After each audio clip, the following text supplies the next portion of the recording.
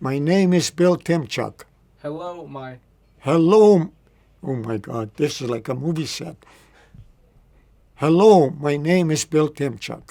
Where and when were you born? I was born in Ukraine on 6th of January 1921. So how old are you right now? I'm 97. Do you Three months ago, I was 97. do you feel like you're 97? I don't feel, I feel like 65. Physically, though, what is it like to be 97? I feel no different than I did 5 years ago, believe me. What branch of the service were you in during World War II? I was in the Canadian Army Infantry, What specific units were you in? Lake Superior Regiment, 4th Canadian Division, And what company? D Company. And what was your specific role in Company D? I was just a private, a rifleman at that time. Now, in America, the way the companies are structured is that every fourth company, D, M, H, they're heavy weapons, which means they have machine guns and I mortars. realized that. Yeah. In Canada, yeah. were you a rifle company? Yeah, rifle. And they had 4 companies, A, B, C, and D. And they were all rifle. All right at that time. Then later on, we became armored. It was restructured differently. Were you ever wounded? No, scratch here and there, but nothing to put on records. And what countries did you see combat in? France, Belgium, Holland, and Germany. 4 countries. What was the highest rank you achieved by the time you left the service? A confirmed corporal. That means they could not take my rank away unless I was court-martialed. Confirmed corporal. Now, take me through. How did you end up getting into the service in the first place? How did you join the Canadian Army? I was 19 years old, working up in northwestern Ontario and Canada in 1940,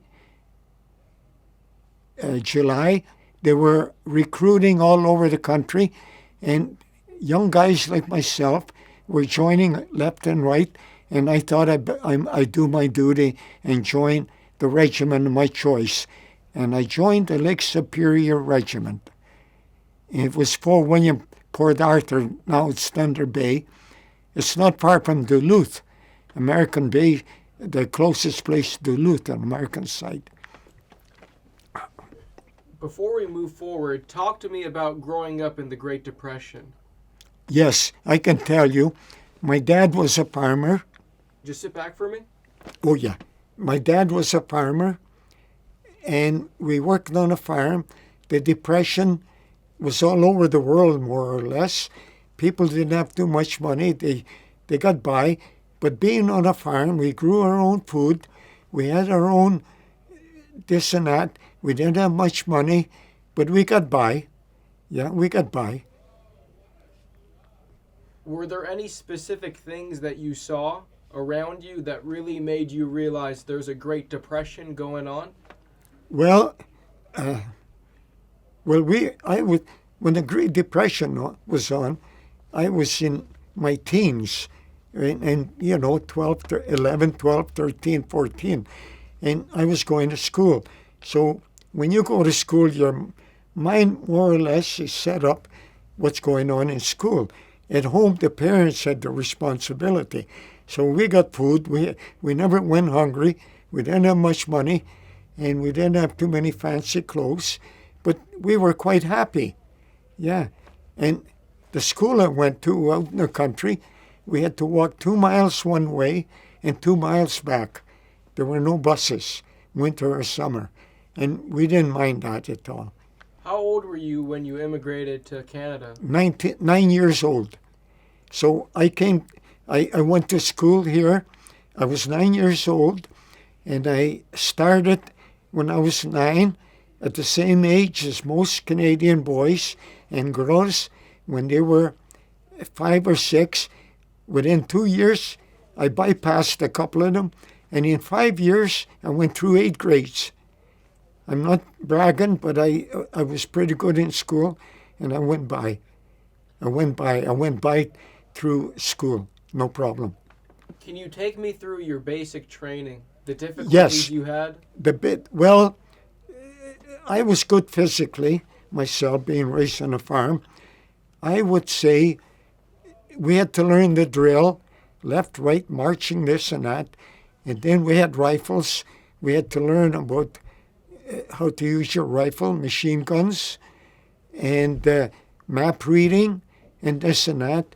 We trained where I joined up in Fort William, Ontario, northwestern Ontario. We were there for 4 months. And then from there we moved to Camp Borden by train. That's up outside of Barrie, not far from Toronto, 50, 60 miles. And we were stationed there for 6 months. And in that camp, there were 40,000 Canadian soldiers, plus the Air Force. So it was a large camp. And after 6 months there, we were moved to Ottawa. And our regiment done parliamentary, in front of Parliament, Canadian Parliament buildings, guard duty, because President Roosevelt was supposed to come to Canada and visit our Prime Minister, but he didn't because on account of ill health, so we done the guard duty anyway. We were there 6 weeks, and then we marched from Ottawa to Montreal in 5 days, 128 miles. And we slept in farmers' fields. It was in June 1941. The weather was warm, no problem. And then they put us on a train in Montreal, and we went to Nova Scotia and went to a camp called Aldershot, little camp, slept and stayed in tents, slept in tents. We were there 6 weeks. Then we took a train to Digby, Nova Scotia. Then a ferry boat to St. John, New Brunswick. And we were there 6 months and done more training and whatever. So going overseas, take me through, when did you guys arrive in France? Okay.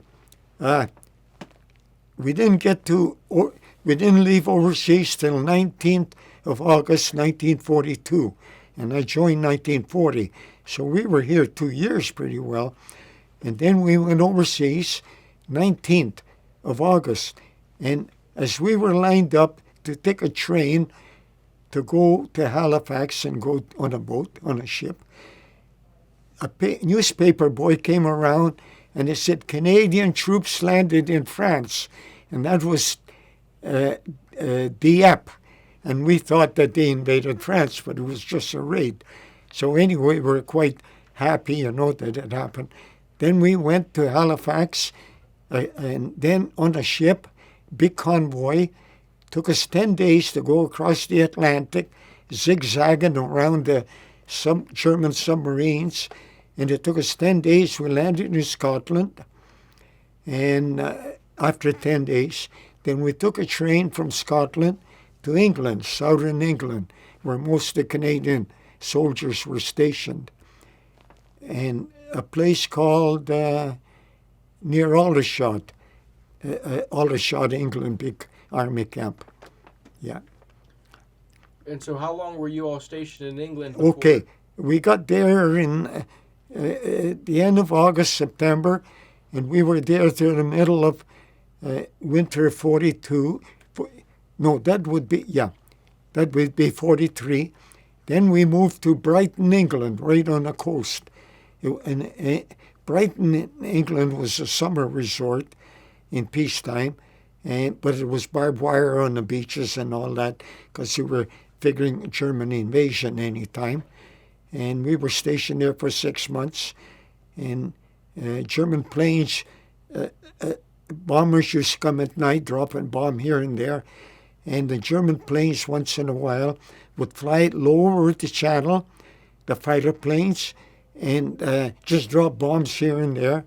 And never hurt anybody in the regiment, but there were civilian homes bombed, and we had to go and dig them out after the bombing, along with the British Fire Department and first aid and all that, and help the civilians out here and there. Were there a lot of civilian casualties from the bombings? They would be, yeah. I remember we were told the policeman was riding a bicycle and a German plane came along and machine gunned him, and he was cut in half through bullets, like. And then they dropped bombs here, and there, just nuisance bombs, just to rile the people up. But it was civilians that suffered mostly. Did you see that policeman get hit? No. It was in our vicinity, but we heard about it. But I saw we were digging out the people there out of the rubble that were hurt and all that, injured.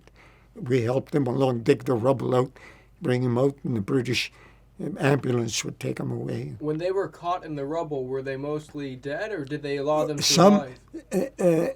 There was an odd dead, and some were injured, covered with dust and all that, hurt and all that, yeah. Was it a... Continue. Pardon? Well, please continue. Pardon? No. Okay. What I was going to say is, you mentioned that, the beaches were lined with defenses. Oh, yeah.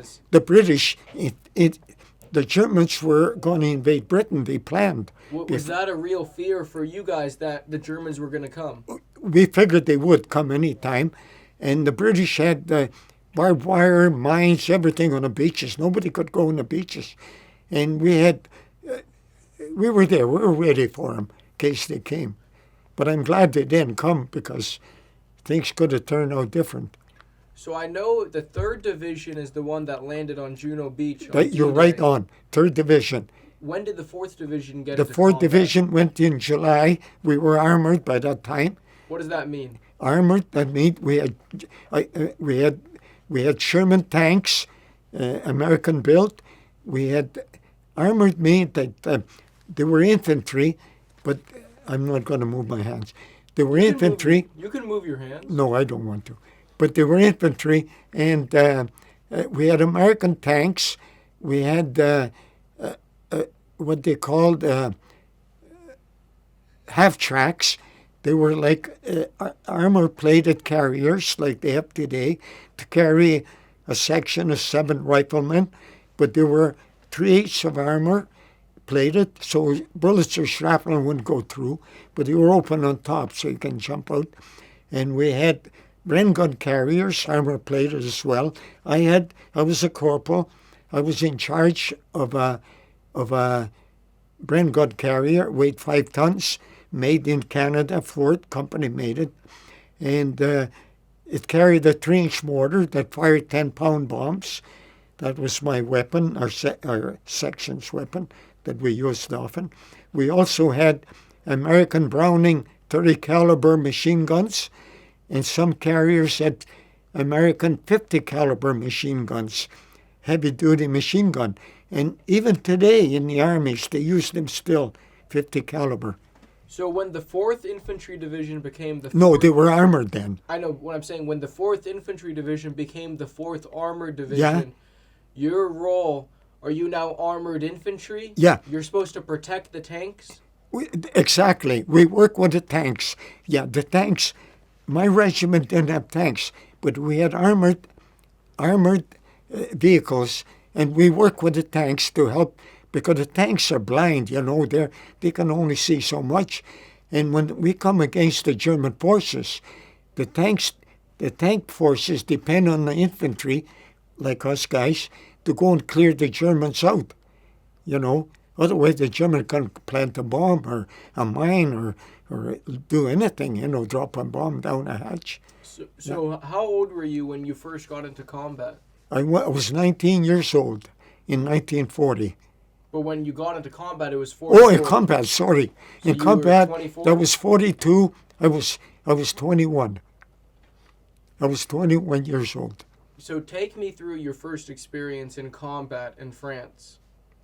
That was Normandy. Okay, to go to Normandy, we were stationed on the south coast of England near Brighton. We drove all the way to London, on the east side of London, England, where the docks are, and we went on top of I'd say maybe a 5,000 troop ship that carried 5,000 soldiers. We sailed at night through the English Channel, and in the morning we got into outside of Normandy, and we were anchored outside on the ship next morning, and then we started unloading from this ship onto landing craft. All our vehicles ourselves. We scrambled down the side of a ship on webbing, like ropes and all that, and got on a landing craft. The landing craft took us over and landed us on the beaches. Now, mind you, we landed on the beaches. The front line was 9-10 miles away. Nobody was shooting at us. But we got on and in water and all that, waded out, and got in, removed our waterproofing that we had on our vehicles that could go through water, 3 or 4 feet of water, removed that. Then we went to a basic further in where it was safe. And then we were there about 2 days. And then we went out to the front line. And we went there in the evening at dark so the Germans couldn't see us. And we relieved the 3rd Infantry Regiment, the Chaudiers, French-Canadian speaking outfit. And they were there in action from D-Day till middle of July. They were so happy that we relieved them, and they went back for some rest. What did they look like? They were very shoddy. We had brand new uniforms, everything new, shiny. They were shoddy, not shaved for a couple of days, with this scruffy looking. We didn't realize what they went through. Same thing happened to us in a week or two. So we learned a hard lesson. You know, we trained for 4 years before we went to action. You can train a soldier all you like. There's nothing like going into action to learn the battle. American soldier can tell you, Russian, German. You learn the hard way when you get into action, and quickly. If you don't, you're dead or wounded. So we learned, the one that survived learned quickly, and we learned fast. Yeah. Take me through your first experience under enemy fire. It was dreadful. I can tell you, we got there in midnight, and we dug trenches right away. We were taught that. A 5-foot trench, a little trench, that's room for 1 or 2 guys. I dug one for myself, other guy in this group. And come daylight, everything quiet, and the front line was about 500-600 yards away. We were at a place called Le Hogue, and the Germans were at a little village called Four, F-O-U-R, French name, whatever that means. And the Germans started sending shells over around noon, and I was shaving outside my trench. When I heard the shell, you can hear a big shell coming, whining, you know. We ducked in the trench, and I was shaving. After it was over, one of the guys not far away had got half buried in the trench. He came out. His name was Jack MacDonald from Nova Scotia. He was covered with dirt, only his white his eyes shone. We were laughing like hell, but he wasn't injured. And I had a hanky where I was shaving to wipe my shaving cream away, whatever.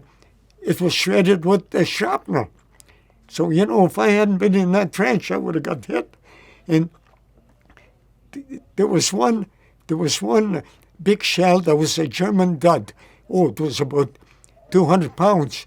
It was just stuck half in the ground, half out. Yeah, luckily it didn't go off. It wasn't far from us. It would have wiped us out. And when it was over, that was my first experience, our first experience, new experience. Okay. And then the Germans sent what they call airbursts. They fire a shell over your head, but it explodes not on the ground, over your head, and the burst comes down on you. So we learned that. So our slit trench was open. So we got some doors and woodwork, planks and all that, put it over a trench, covered with dirt for protection, left a little hole to crawl in and out for safety. What is that like to have shrapnel raining down on you? Very scary. Yeah, you can't see it. You can hear it ripping, all this and that. But None of us got injured, actually, luckily. Do you remember? But some of the boys and the riflemen were ahead of us. I was with 3-inch mortars, our group. About 200 yards ahead, riflemen were dug in facing the German. They were doing the same to them, you know. But don't forget, we were sending shells over to their positions too. They were getting more shells than what we were getting. So you mentioned you were with a 3-inch mortar? 3-inch mortar, yeah. The Americans had a mortar, they call it 81 millimeter or something, or 85, similar. But I thought you were a rifleman. I was a rifleman at the beginning when we were infantry. When we became armored, they had 6 mortars. And in our company, we had 2 mortars. The other two company had 2 mortars each, 6 mortars altogether. So I had a rifle. We all had a rifle, but a driver of a vehicle would have we call a Sten gun. It was like a Tommy gun, similar, you know, because it was shorter and all that. Because the driver driving, he can't have a rifle around. You know, we had to have a rifle within close range all the time. But we had a lot of weapons, no problem. Tell me about your role in the mortar section. Were you okay. the loader? I was a corporal, so I was the chief, and my sergeant was ahead of me, senior sergeant. He was in charge of the section. I was next to him, and when we started firing on the German positions, his role was to leave me with the mortars and look after him, and we had radios, and he went observation post and tell us what range to aim at and what position and all that. And when we fired the first bomb, it was a smoke bomb, so we could see where it landed. Then he would say up 100 yards, left so many degrees, till we got near. And then we'd fire maybe 15, 20 bombs, rapid fire, and we figured that done enough damage. And then we'd close up and wait for another target, whatever our officer would tell us. Our officer had to tell us what targets we had to engage. Yeah, that was whatever. There were German machine guns or vehicles or whatever. And the mortar, the best part about the mortar, the artillery, we had good artillery. They fired, but they went on a low trajectory. So they would hit a house, but the Germans behind the house would be protected. The mortars had a high trajectory. They went within from 300 yards to 3.5 miles, but they went up high and dropped behind a building and would injure or kill the enemy. So the mortars were very handy, and the Germans used them very effectively.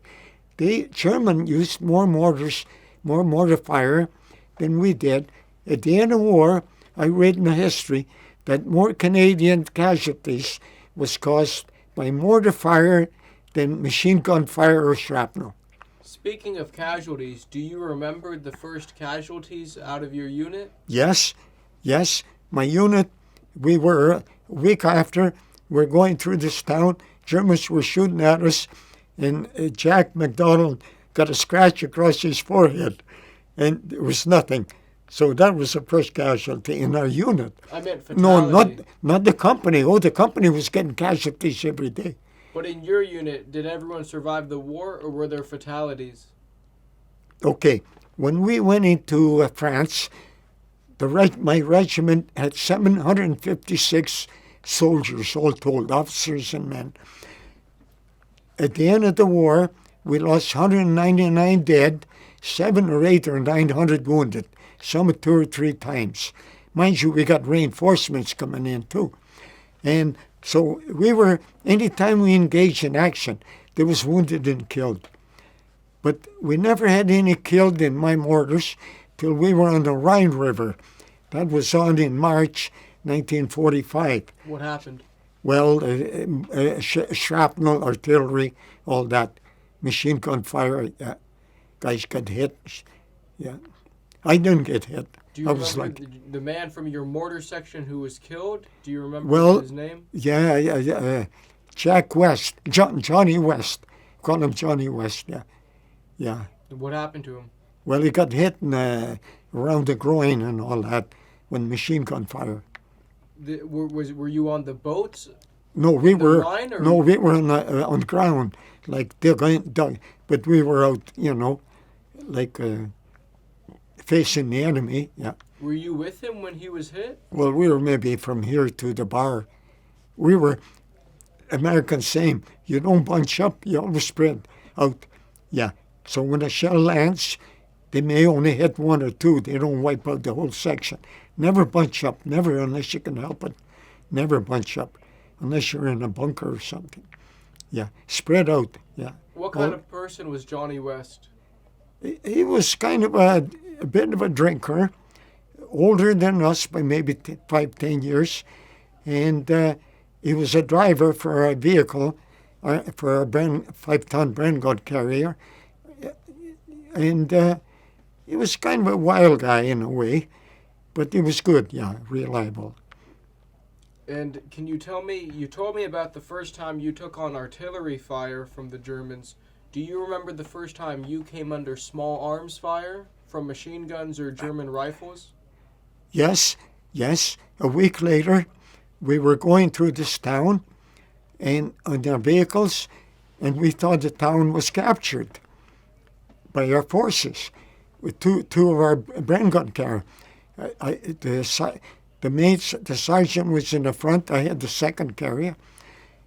And we heard, like kept our heads down just in case. I heard tick, tick, tick, tick, like gravel hitting a vehicle. I looked up, the German soldiers leaning out the window firing at us. So we realized we went through enemy village by accident. The sergeant ahead made a mistake. Should have been careful. Not get there that far. So we kept driving. He kept driving. What else can you do? And they were click, click, click, click. So that was a machine gun fire. But nobody got hit because we were protected. So we went about half a mile down the road. There's German soldiers walking up, German ambulance. We're within German lines. So the closest wheat field, it was in August this time, around the 8th. The wheat was not cut, it was knee-high, because the civilians were evacuated, French civilians, so German just wheat. So we stopped the vehicle there to turn around, go back. When our two Bren gun carriers stopped, the first one got hit by a German anti-tank gun, or a tank, whatever, and it started burning. And they jumped out, and we jumped out because we had to protect each other, and we crawled into this wheat field, and in there, it was maybe 10 acres, 15 acre, and crawled in, and the Germans never followed us. I guess they were afraid to come out in case we shot them. But one tank went on fire. The tank the armored, not the tank, the Bren gun carrier was in there, and we saw a German tank come up, and the guys got out, got in our carrier and drove it away. And we couldn't do nothing. You can't do nothing with rifles against a German tank. So we waited. That was in the afternoon. So we said to ourselves in that wheat field, we'll wait here till dark, and then we'll crawl back, because we were advancing. Our Canadian forces were advancing.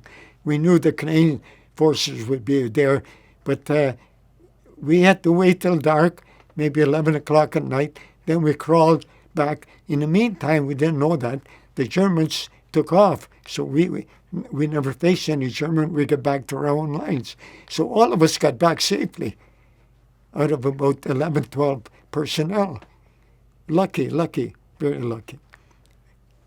Did you ever come across any landmines? I never stepped on any, but we've seen them. The Germans were very good at planting landmine. They had shoe mines that you stepped on, blow your leg up below your knee. They had big mine, teller mine, they call them, that would knock a track off a tank or blow up a truck or a small vehicle. And we've seen like I never stepped on any, but Did any of them go off around you? oh yeah, left and right, but none in my vehicle, none in my armored vehicle. Never. We never. What do you remember about the ones that hit? Because you can't see the mines, see? They're buried underground. After you advance and get by, then engineers come up with what they call a mine detector, that they put the things like over your ears to listen, and if they hit any metal, they would make a buzzing sound, and he would check it out. It could be a mine or a piece of shrapnel, and they were the one then dig it up, and they dismantled it, took the fuse out and all that. What rifle did you carry? A 303 rifle, British 303. They used them in the First War, the British forces, Canadian, British, Australian, New Zealand, Indian too. We used them in the Second War, and we used them in the Korean War. One of the best rifles was ever invented. They were better than the German rifle. They were bolt action, but we had 10 rounds. You can pen 10 rounds in a magazine, and the Germans only had 5, so they were very good rifle, yeah. But the Americans, they had the Grand. They were, you're probably familiar with it. Yeah. They gas operated. We didn't get that during the war, no. They came in after the Second War. The gas operated. But we had machine guns. We had the Bren gun. We had the machine gun, light machine gun, that fired 600 rounds a minute. We had the American-made Browning 30 caliber. We had the 50 caliber mounted. So we had all kind of rifle Sten gun, like a Tommy gun. We had all kind of firepower, no problem. You were in a mortar section. Were you expected to be used as a rifleman as well? No, yes, oh yes. When we were not used as mortarmen, and the riflemen were getting wounded and shot, and they were under strength, they took us out, and we acted as riflemen, done the same as infantry. We patrolled, especially in Holland, when we got to Holland, because from Normandy, we defeated the German army, the Americans. We closed the gap. The Canadian forces and American forces closed the gap around 20th of August 1944, and trapped the German army there. And what escaped, not too many, none with their vehicles, just on foot, and they were on the run from then on. So we went through France quite easily and into Belgium. And when we got into Holland, canals, rivers, Germans will blow up the bridges, so that stopped us for a while till we got, slowed us down. But we went 30, 40 miles a day some days. There were German rear guard troops trying to stop us, but they weren't no severe fighting. What do you remember about the destruction done in the Falaise Gap? Did you go by? That was the hardest fighting of all in my experience. There were 3 German armies there facing us, 58 divisions, 1 Canadian army, 1 British army, the American armies. There were very hard fighting there for about 10 weeks. And then once they got defeated, they were on the run, retreating. From then it was easy. Do you remember any specific experiences you had at the Falaise Gap? Well, yes. We went there, a place called Trun, outside of Falaise. We were supposed to get Falaise, but the Germans were retreating quicker. Said, get the next place, cut them retreat. Outside of Trun, we captured some German prisoners. One was an officer, and I got a pistol off him, a German pistol, called P-38. 9mm pistol, and I had that, and we were allowed to carry German small arms, pistols, but not rifles or machine guns, because they had the German machine gun had a higher rate of fire when burp, burp, burp, considering 2 hours went rat-tat-tat-tat, so at night, if we use German machine gun, or guys next to us, left and right, our forces would think it's Germans, so they would fire at us. So we got strict orders, don't use no German automatic weapons, but you could carry a pistol, because it was only single shot at the time. So I carried that German pistol from August right till the end of the war and brought it home and donated it to my regimental museum. It was a good pistol, very accurate. Were you ever strafed by the German Luftwaffe? Yes, we were up in August by by the Falaise Gap. We saw, we weren't afraid of German plane because they were outnumbered. And this time we saw a dozen around a squadron of plane, around a dozen. We thought they were American Thunderbolts with a snubby nose. They were Focke-Wulfs. They call it F-O-C-K-E, wolves. German planes, swastika, low flying. And he swooped around, but they never strafed us. Whether they were out of ammunition, they could have wiped half of us out. They just circled around and away they went. But we were bombed by German planes at night. What happened? Well, we hear bombs dropping, but nothing close by every night. But in daytime, they couldn't come over to get shot out. But at night, they drop an odd bomb. And they just by luck, somebody would get hit. But we were strafed by our own planes. In France, Normandy, our bombers dropped short.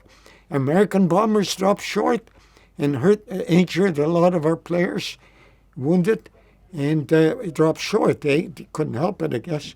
And we were strafed again up in Germany by our own British Spitfires that were supporting us. Did they cause any casualties? You know what? Not one casualty, but it damaged our vehicles. Bombs dropped in the canal. We were by Kusten Canal, here and there, and we dived into. Germans were digging peat there, and they had like trenches where they dug peat out for fuel, and we dug in there. It was half full of water, but it saved us from being strafed. Yeah, luckily. Did you ever provide first aid to any of the wounded men around you? Luckily for me, I didn't have to. Like we never, no. We had good what they call stretcher bearers.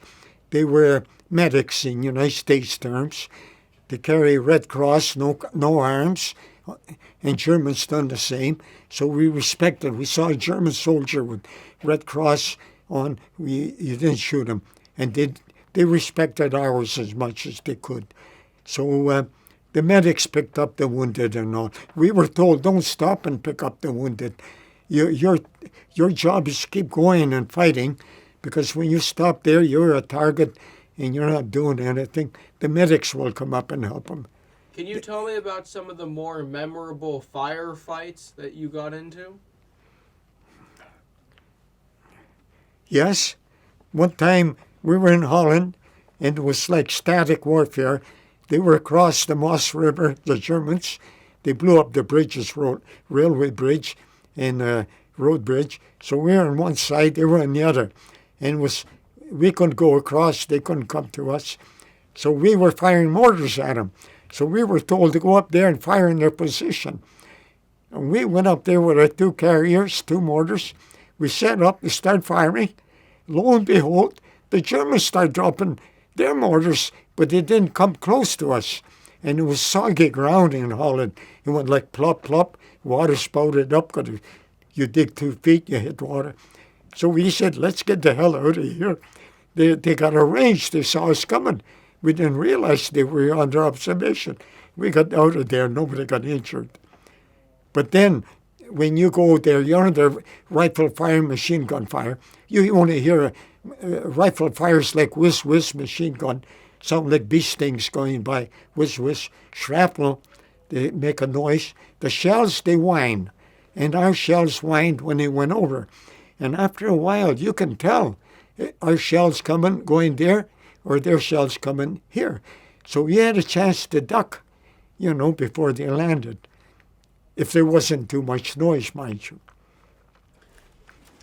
Did you have experiences against German snipers?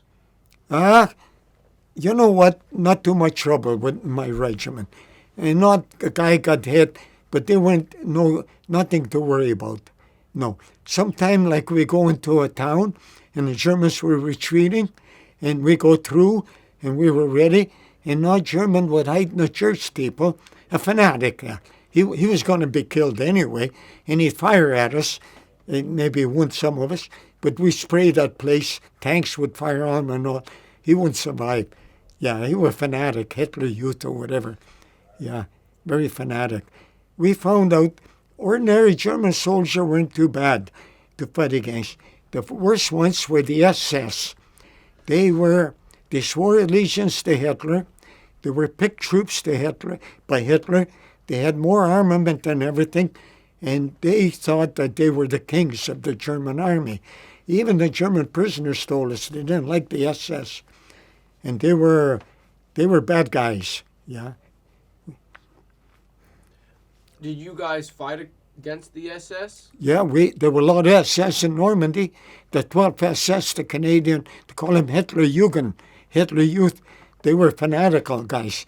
We fought against them most time in Normandy, that they faced the Canadian 12th SS. Maybe you heard about it, maybe you didn't. They captured some of our prisoners a day or two after D-Day when we were up before Caen, and they captured them, over 100. They were unarmed, they were searched, and then a few hours later, German officer gave a command to the German soldiers, said, well, you bring these guys in. We got no food for them. Take them out. They took them out single, one by one, and shot them through the back of the head. Yeah, they found their graves after and well documented, and their General Kurt Meyer was the guy that gave the order, and he was charged. He was supposed to be hung by the Canadian authorities after the war, but lo and behold, General, what the hell was his name there, Canadian General, I forgot now, he instead of being hung, he gave him life imprisonment. It was wrong. He should have been shot or hung. And he sent him to Canada for 5 years, up in Nova Scotia, a penitentiary. They gave him a good job in a library. After 5 years, they sent him to Germany. The Germans, when he got back to Germany, he was still supposed to go to jail there. And the Hitler SS that survived the war gave him a great welcome. But the son of a bitch, sorry my language, died within 5 years with a heart attack. Yeah. I know that because of that incident, some Canadians did not take prisoners. After we heard that, not my regiment, we were told to be merciful. But I heard through a grapevine that especially French Canadian, they said they done that to us, but we never done that to my knowledge in my regiment. But I don't doubt that it happened among it, no doubt. Even Americans or British, it happens. Some guy lose a good buddy, whatever. He goes kind of berserk, and you say, you son of a, I'm going to shoot you. I never done it. None of our guys done it, but no doubt it happened. Yeah. But not like the Germans done to us. There was over 100 of them documented. Abbey d'Ardennes is the name of the place outside of there. When you guys were firing the mortar, could you see the targets you were hitting? No, you cannot. I was with the mortar, but I had the radio at the site, and we ranged the mortar. But our sergeant usually went ahead and went to the observation post. We call it OP for short, observation post. He could see our bombs landing, and he had the radio, and he sent the message to me, being a corporal. I control the mortar, go up left, right, and then fire 15, 20 bomb. The Americans done the same. We done the British, Germans done the same way. Usually, how many times would it take for you to shoot the mortar before you hit the target? Well, when you fire a mortar, it wasn't like artillery, not as accurate. If you fired, say, 15, 20 bombs at a 100-yard range, it would go within 100 to 200 yards in that area. So if you drop 20 bombs, some of them bombs are going to hit the target. And the shrapnel goes 100 yards in all directions from each burst, deadly, fatal. So, it was very dangerous to be under mortar fire. Very dangerous. Because you can't hear the mortars coming. The shells artillery shells, you can hear them whine. The mortars just whisper, like, shh. And if there's noise around, you couldn't hear them till you see the explosion. As you guys were moving forward, did you ever come across areas that you guys had fired your mortars on, and did you see the destruction? Not really. Most time, I wish we could, but we were too busy moving on forward. Yeah, because once you advance, see, when you fire the mortar, it's usually static warfare. Nobody's moving. When you're moving, you can't be firing mortars because tanks are firing artillery. You're static, for a couple hours or whatever, quiet. So when we go forward, we go away. You don't stop observing. You didn't have time. You go forward. So very seldom we saw what damage we done, but no doubt we did. We use a mortar consistently. Oh, I forgot to tell you, the first target we knocked out with our mortars, it was on 8th of August. It was a great big push by the Canadian Army, and in daylight. And the Americans were going forward with Patton, the Third Army, on the other side. And the tanks were going by, and the German 88 anti-tank guns were knocking our tanks out left and right. So the tank officer from one of the tank regiments came up to our officer, and he said, "We can't go forward. There's an anti-tank gun knocking our tanks out. Can you knock it out?" Officer came up to our sergeant, said, "Use your mortars." He went up, observation post and all that. We fired a bunch of bombs, and the tank officer said, "We knocked that anti-tank gun out." That was the first target in first action in warfare, and we knocked our target out. Saved a bunch of other tanks from getting hit. Did you see the tanks getting hit, the first ones? Oh yeah, you see them get knocked. Usually when a Sherman tank gets hit, the Germans call them Rotzenleiters. Their motors were run by gasoline. German tanks were run by diesel. When you hit a Sherman, any spark or anything, we had a lot of, on the back of the tank, they carried extra fuel. It would go on fire most of the time. But the German tanks didn't go on fire that much because they used diesel fuel, and it wasn't as flammable, couldn't go on fire as quick. Now all tanks use diesel fuel. Oh yeah, we seen tanks knocked out. We felt sorry for them. Some crews could bail out, some didn't. Some got burnt. We looked in one tank, the bodies were burnt. They were just like little babies there, shrunk. When a human body, which we saw often under intense fire, they shrink, And just bones and skin and black charred. Yeah, I felt sorry for him. Did you see guys trying to get out of the tanks? We seen some jumping out. On fire? Well, see, when a tank goes on fire, they know you got to get out. So they had a driver and a co-driver down in the hull below. They had a trap door down below. If they didn't get injured, they'd open a trap door and crawled out from underneath. The other 3 crew members in the tank were in the hull, in a turret. Not the hull, the turret on top. They open the top part and jump out. Now, if they weren't wounded or anything, they can get out. But if the tank got hit with shrapnel, most of them either got wounded or killed or whatever. Some survived, some didn't. We were glad we weren't in a tank, and they were glad they weren't riflemen like we were, because we had to be in the open. So 50-50. When you guys would get into firefights with the rifles, are you usually just firing in a general area? Yeah. Or do you actually get an opportunity to see targets? If you can see a target, and like we had binoculars, and if you could see a target, you get the range. We had range fire, and fire with our mortars or artillery. The bullets, machine guns were only at close range good. When you're advancing, whatever. They done the damage. Once we started advancing, then we started bullets, firing machine gun and all that. So, the targets were under observation, or sometime if we couldn't observe it, we had a map. We all carried maps, and we had a map shoot. We figured out the range, the area, and all that, and just fired 20, 25 bombs. And hopefully, some of the bombs would land in that area. Better than nothing. You're talking about the mortar. I'm talking about when you were used as a rifleman. Oh, rifleman. Would you just fire in a general area, or could you actually see your targets? Okay, you can't see the target as a human being till you get real close. So when you're advancing, there's smoke there and everything, you fire in that general area where you think the enemy is. That's right. That's right.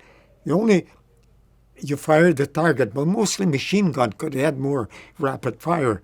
Targets, the rifle were more used for direct shots. That's something like a house there, and they had windows, and you figure a sniper there, you'd fire at that window or whatever. But machine guns, we use machine guns for more spray them, yeah. Can you list the kind of targets that you guys would try to knock out with your mortar? They would be machine guns mostly. Like machine gun nests? Yeah, mostly. Anti-tank guns, German anti-tank gun, because they were in the open. When you anti-tank gun, they're in the open like an artillery piece. If you fire a shell there or anything, it's going to hit some of them. A German tank, the mortar wouldn't do no good. No, wouldn't do no good. So, but anti-tank gun, German machine guns, positions, German soldiers advancing or retreating, vehicles, like soft-skin vehicle, like trucks and all that. Oh, yeah. What do you remember about the hedgerows in Normandy? Oh, they were bad. They were very, very bad. The road was sunken, and that happened over 1,000 years in France, in that place, and that was their fences. A sunken road, and on each side of the road were a bunch of trees, and they were low-lying trees, but hedges, been there for hundreds and hundreds of years, deep roots. You can't even walk through there and all that. And the Germans used to hide behind them, and you wouldn't see them till you come upon them. So they were very bad fighting there.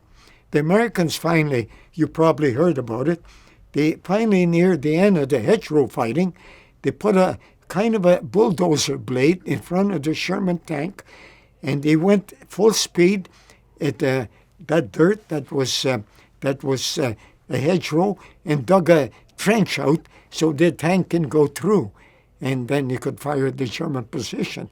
Because when a tank come on an ordinary hedgerow, they had to go up high, and they showed their belly, and then they go down. They made a good target for the German anti-tank guns. Did you ever go souvenir hunting? You only when it's quiet. No, not when the bullets are flying. When where the Germans were retreated, I found, go and find a pack. I found a pack with a German camera there. I confiscated that camera, Beuglander, and there was some German pictures in there that German soldiers took of their own soldiers. And after I got them developed, I still got them at home. German training, their own. Another time, when you capture German prisoners, you search them right away. No weapons, take that away from them. And you open whatever they got, you look at the picture. Some just came from Russia previously, and they were on the Russian front. We saw pictures of German soldiers buried on the Russian front with the German cross on it and all that, and their families and all that. It kind of, this and that. Talk to me about your experiences when it comes to the house-to-house fighting. Well, we were being mortars. We didn't have to do that. The riflemen went. So mortars were support. But the guys, friends of mine that were there, it's the most dangerous part. Because the Germans are hiding in these houses. They're waiting for you. To get at them, you got to walk out. A tank can come up. But German tank were afraid. German had anti-tank guns. But they also had what they call a bazooka. In a German, it was they had a German name for it. It was like a bazooka. A man-held weapon to fire 100 yards. You couldn't knock a tank out. Yeah. So the tanks wouldn't go in street fighting. We put the riflemen in there. That was the most casualties. Yes. Dangerous. You talked about an incident where you guys went kind of into the German lines and you saw the German ambulances and you saw the German... Oh, yeah, that was when we ran through the German village. And you said that the Germans were firing at you from above. Yeah, in a village. How did they not kill you guys? Pardon? How did you guys get away without getting killed? We were in an armor-plated vehicle that stopped bullets and shrapnel, and we kept our head down. It was open on top, but it was about 4 or 5 feet high. So they couldn't hit us, but they were firing and they hit the vehicle. We heard like stones being thrown at us. Click, click, click, click, bullets hit. And we kept going. By that time we went through, the Germans were surprised seeing our vehicles going through. They were just gaping at us. We never got shot at them till we hit that wheat field. Then an anti-tank gun or a German tank knocked one of our carriers out. Then we had to go to that wheat field. Now in America, we put a star on our tanks and on our armored vehicles and on our planes to signify it's American. What would the Canadians put on there? We put a swastika. We put a swastika, a little swastika. That was a German emblem, little, like a crooked cross. And we put that on their barrel of the gun on a tank. They used swastikas. And I don't know what the Germans used.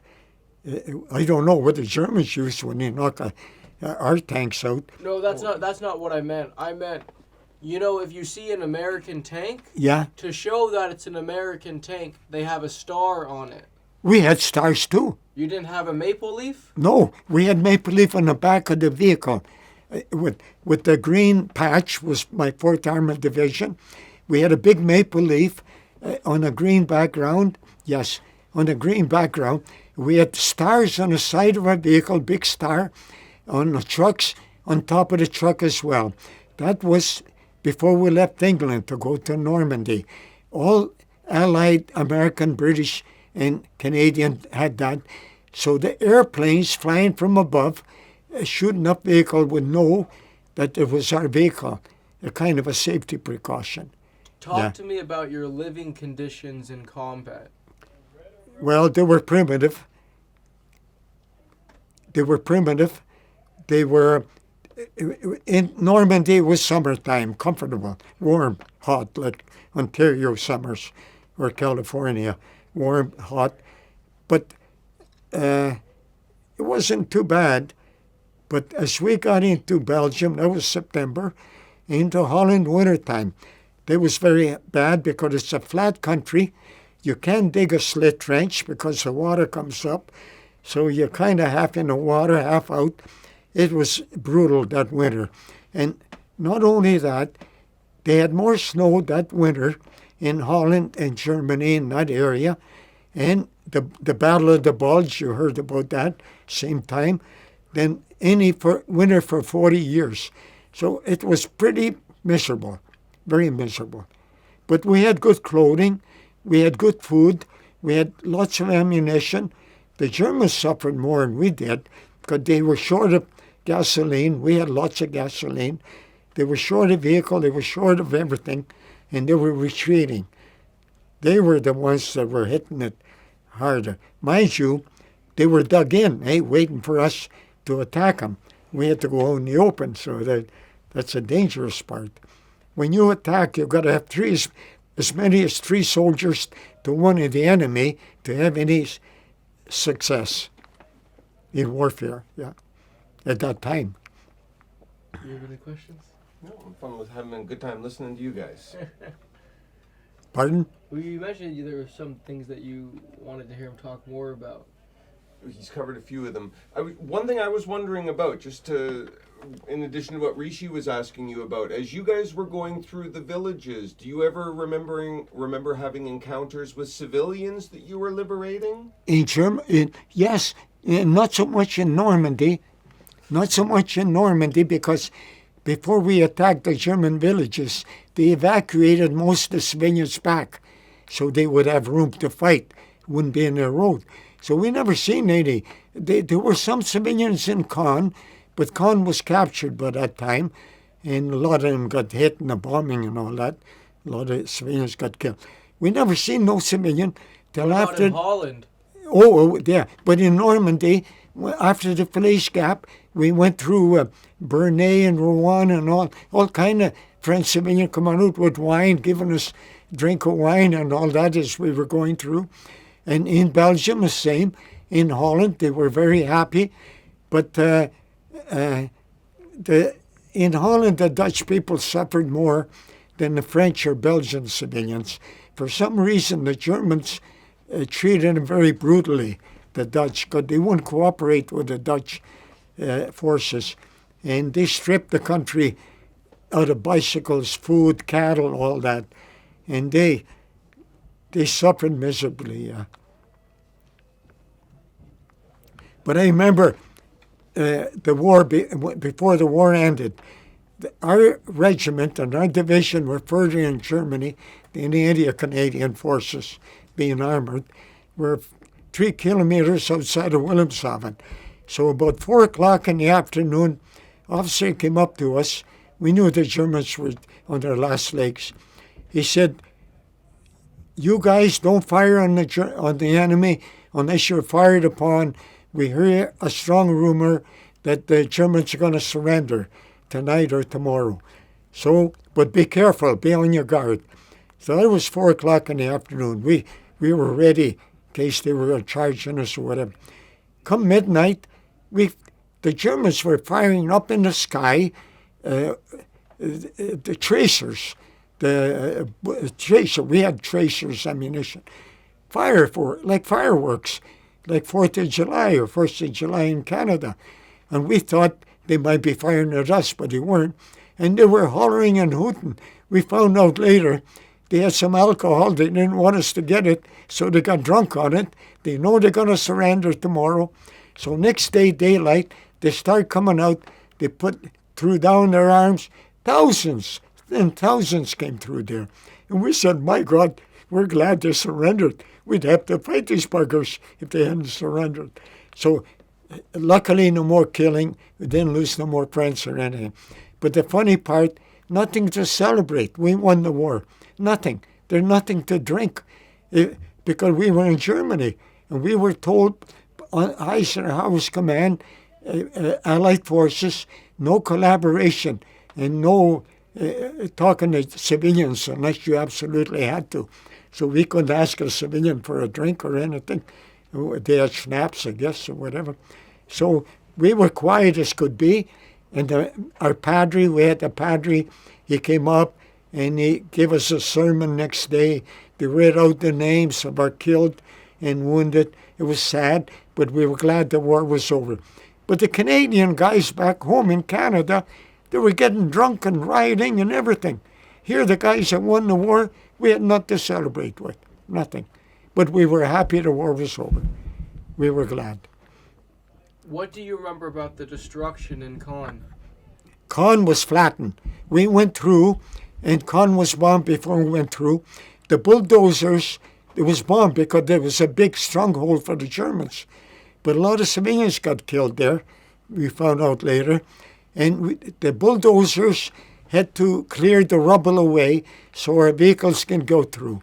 And you could smell the death all over, summertime, that were under the rubble, that they couldn't get at. You could smell. A dead body, a human dead body in warm weather, they got a funny smell, different from any animal or anything, kind of a sweet smell. Once you smell it, you never forget it. And what happens to the body? Well, the civilians or the British soldiers dug them out later, whatever. We went forward in the front line. You know, our job was to go and face the German army, not to dig out. The other troops, the backline troops, would dig them out.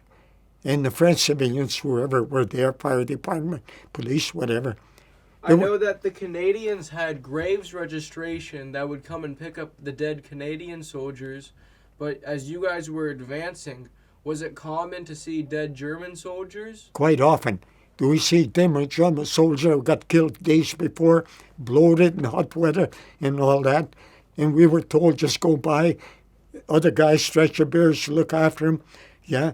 And yeah, quite a bit, eh? Yeah. See a lot of dead German soldiers. The German army, for whatever reason, shortage of vehicles, shortage of gasoline, use horsepower to draw their supplies, wagons behind the lines, like not in the front line. So when they were retreating, we saw all kinds of wagons knocked out, German horses got killed and all that, lying all over the place.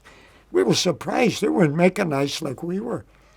We never used horses. Do you remember any of the patrols that you went on? Oh, yeah, in Holland quite often at night. Were they reconnaissance or combat patrols? We were on reconnaissance mostly, because we were with trench mortars, but we had to go help out the riflemen. See, the riflemen went across the Moss River to capture prisoners, and they went there every third or fourth day. Sometime we lose some guys, sometime we get prisoner. Germans would come over across the canal at night and wait for our patrols to go up there. So it was fighting there pretty every week. But the mortars that I was with, we've been on reconnaissance patrol. Go up and down on our side of the river, just in case we ran into any German patrol to make sure there wasn't any around. And we never ran into any as a mortar group. But we had to help out the riflemen.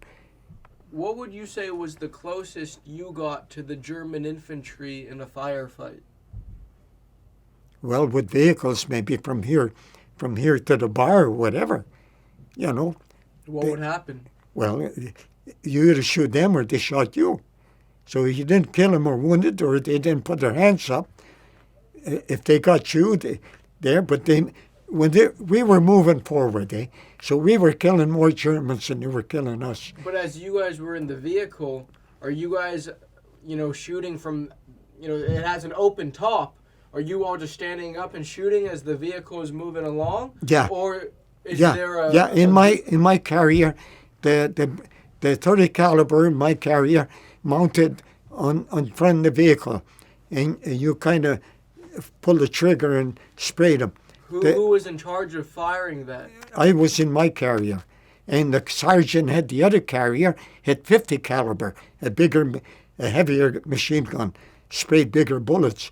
So we spray anything we see, because I know Germans were there somewhere.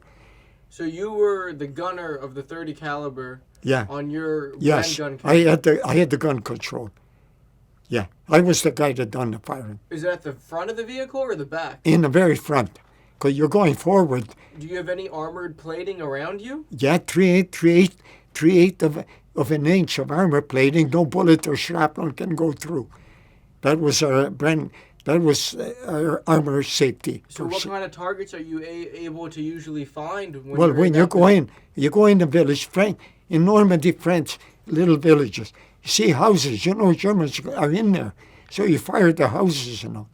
Most of the Germans got killed before you see them, before you come man to man. The only way you come man to man is a rifleman, house clearing. Go from house to house upstairs, then you face them. But being in the mortars, we didn't have to do that, luckily for me, or I wouldn't be here 9 times out of 10. So, On that note, can you tell me a little bit about you and walking? How much do you walk? Oh, listen, we had route marches. We call walking, marching in the Army terminology, route marches.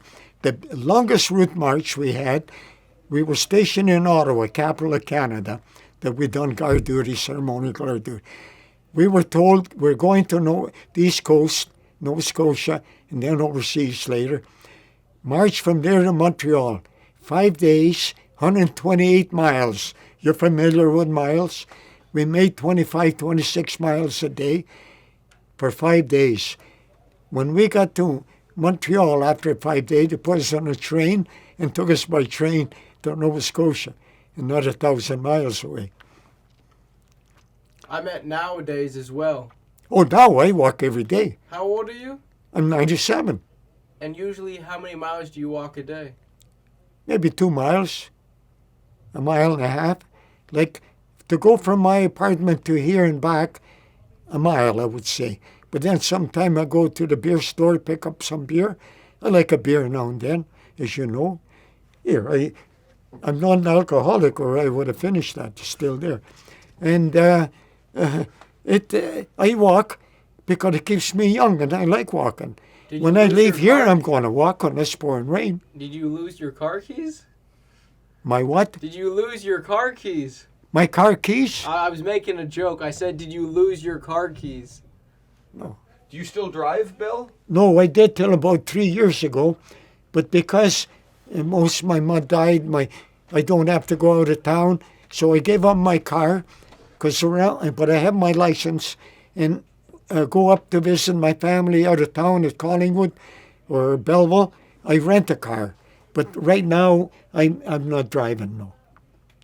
I'm 97. You know why? I found at night my vision. I need cataract operation this summer.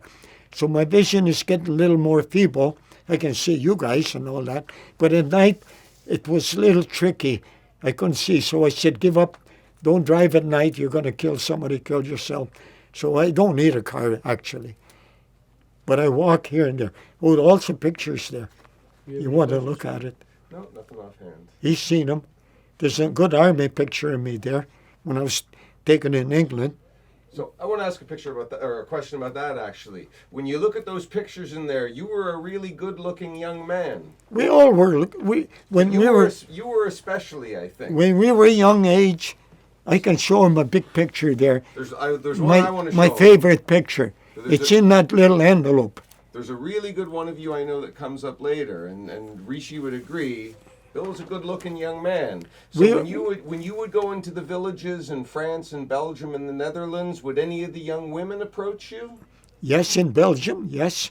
Not in France, because they were, fast movement. In Belgium, we stopped at some village, and they were giving us wine, the civilians outside cheering us. I looked window there, like a store window, a young lady waving me in. And we weren't moving. We stopped, for traffic. I went in there. She gave me a drink, but I think she wanted something else. But I couldn't take half an hour because my driver would keep going. I'd be in trouble if I wasn't in that vehicle. You don't stop for that. But behind the lines, that was a different story. When you were behind, not fighting or anything. When you were at the 30 caliber. Yeah. Would the Germans come straight at you guys and try to knock out your armored vehicle? Well, how close would the Germans get to you when you were in the vehicle firing at them? No, we were at long range, believe me. The only close range was house clearing. Long range attack and all, half a mile, quarter of a mile. It was all range shoot. We killed Germans and they killed us. We couldn't see each other till we got there. Yeah, it's long range fighting. Only house clearing is close range.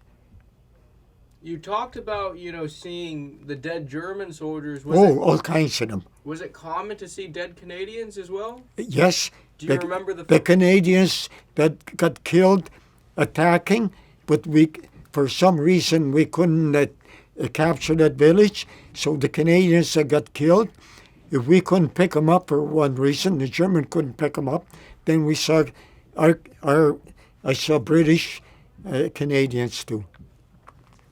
Yeah, Canadian. But that happens. You're American. First chance we had to meet up with the Americans. Well, first of all, Eisenhower was a supreme commander. And I saw him from here to you. He inspected our regiment in England. General Eisenhower, a nice guy. We all liked him. And then he inspected us again in Holland when things were quiet. And we met the first American forces on the River Seine in France. After Falaise, the Americans captured Paris, And Canadians captured Rouen, another big city, west of Paris, I should say. And Americans came up to join with us. And I had we got talking, these American guys, soldiers, they were glad to see us. We spoke same language and dialect, more or less. And I had a German pistol. And the German sergeant said, I got a Garand here, I'll trade you a Garand, gas-operated rifle for a pistol. Well, I said, what am I going to do with a Garand? I can't get ammunition for it once they leave us. So I wouldn't do it. I didn't take that trade. And is that the pistol that ended up at the Regimental Museum? Yeah, my regimental museum. Yeah. Where is your Regimental Museum? Thunder Bay today. Yeah, Thunder Bay. Yeah, that's where the regiment originates from. Yeah, headquarters. So most of the photos in here are from training, and there's some stuff from England. England, Canada,